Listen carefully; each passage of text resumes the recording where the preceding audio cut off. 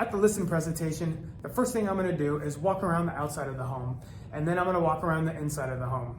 What I'm looking for is the overall condition of the property, any upgrades that may have been done since it was built, and I also wanna see if there's anything that might need to be changed in terms of the exterior and interior paint, the flooring, the roof, the landscaping, all that stuff. I wanna look to see if there's anything obvious that we want to address before we put it on the market.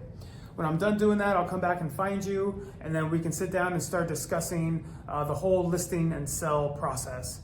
I will share with you my opinion of the market value of the home, because before I got here, I've already done the researching of the market value, and now that I've seen the home, that usually just reiterates my opinion of the value of the home. I'll share that with you. We can then talk about listing price strategy. Should we start with the listing price above the market value or below?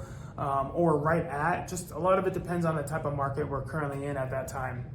When we're done talking about that, we can start talking about any suggested repairs I might have for you to make before we put the house on the market. So if I see any issues with the interior, exterior paint, we might want to do some paint touch up. We might want to paint a room here or there. We might just have some accent walls that we want to paint.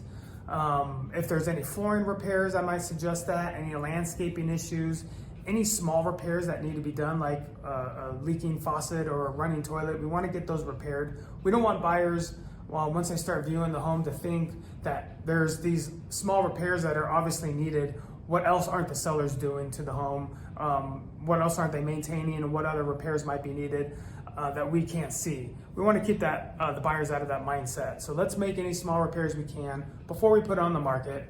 And from there, then we can start talking about my marketing strategy.